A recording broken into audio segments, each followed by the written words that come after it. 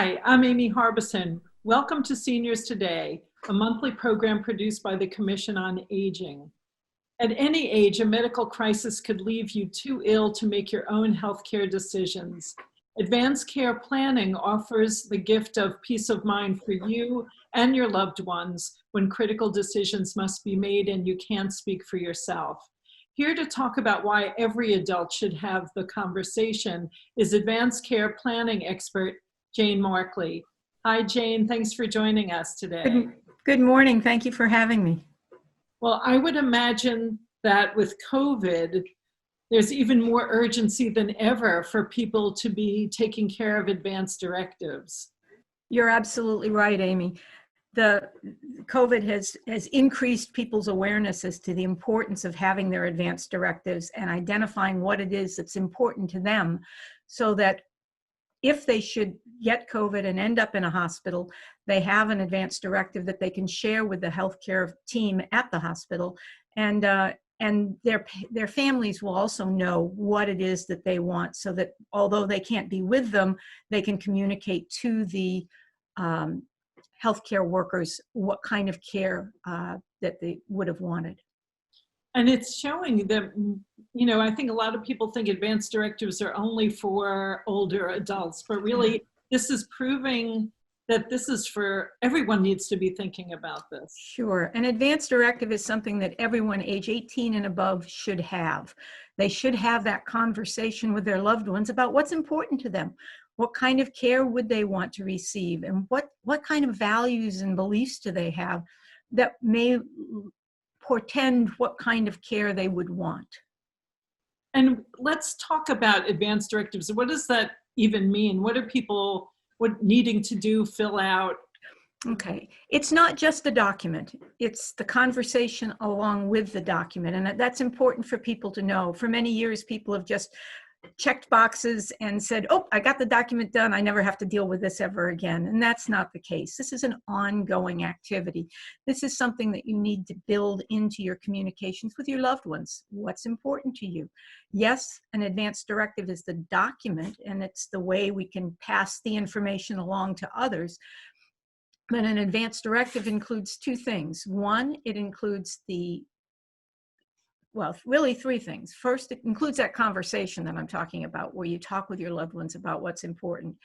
And then it is your living will, i.e. what kind of care you would like to receive. And most importantly is the durable power of attorney for health care, as different from the durable power of attorney for finance, where you name your healthcare agent, who is the person who will be able to speak for you legally if you can no longer speak for yourself. And a little bit about that conversation. What might it look like? Because I'm sure many people are uncomfortable having the conversation.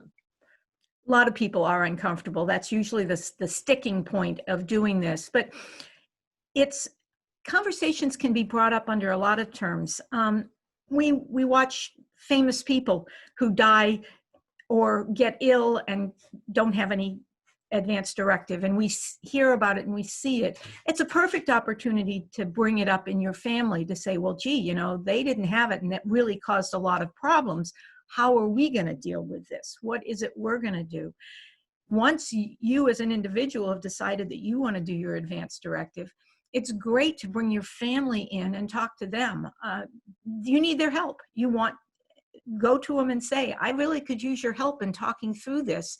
You need to know what is important to me, so that if for some reason I end up in the hospital, and you're right, it's not just for seniors, it's not just for people with horrible diseases, it's for every one of us. Anyone who goes out on the roadways in this day and age takes the risk of not coming home that night and needing health care somewhere outside of the home.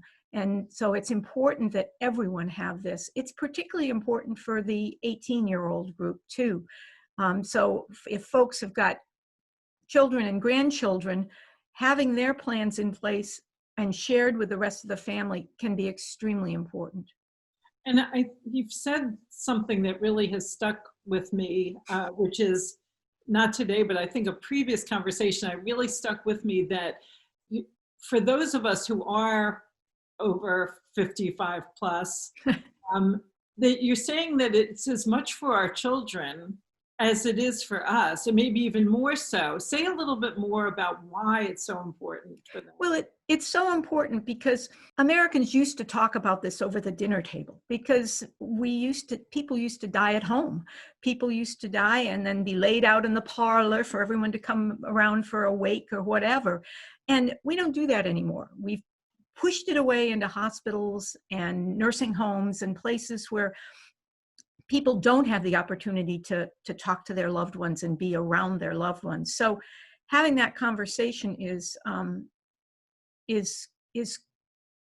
not that easy to start sometimes, because it isn't familiar to us. But having that conversation with the younger population is important, because nowadays, because people are aging and living so long, they are surviving longer sometimes than their own children. And that's where it becomes extremely important, because if you've not had the conversation, you don't know what kind of care that they would want towards the end, or if something untoward occurred to them, what we call the crisis occurs. And I would also imagine that it's just important, you're making it easier for your children by not, in the middle of a crisis, having them have to first think about these things. Like, you're taking a big burden off of them. Absolutely. And in fact, that burden we have been researching for over 20 years now. And those people who die, the family members of the people who die without an advance directive, in other words, the family had to guess what to do and hope they were doing the right thing for mom or dad, those people 5, 10, 15, 20 years later are still having psychological problems related to the fact that they didn't know. Wow. And they weren't able to say, yes, this is what mom wanted, so let's go down this path. They were guessing. And the problem is, they will never know if they did the right thing, because it's too late. It isn't too late until it is. And when it is, it really is too late. So it's important that the conversations occur early and often. That's great. Is there a good resource for people to find out more information if from this conversation they're eager to have the conversation, begin a conversation, and also see what they need to fill out? Yes, there are numbers of resources out there. I think probably the prime one I refer most people to is what's called The Conversation Project. And that's one place. You can go to my website and find all these resources as well. And I'm more than happy to help anybody work through the process of facilitating those conversations with they and their loved ones. What's that address? My website is www.mjmarkley.com, just my name. And that will bring you up to my website, where you'll get more information there. Terrific. That's great. Well, Jane, thank you so much for coming on today to talk about this really important, critically important, really timely topic. And we look forward to speaking with you again under better circumstances, for sure. Absolutely.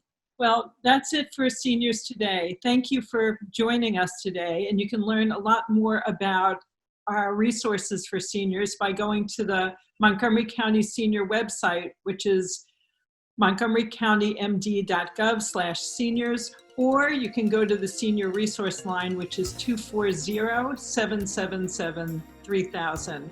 Thanks so much for joining us on Seniors Today.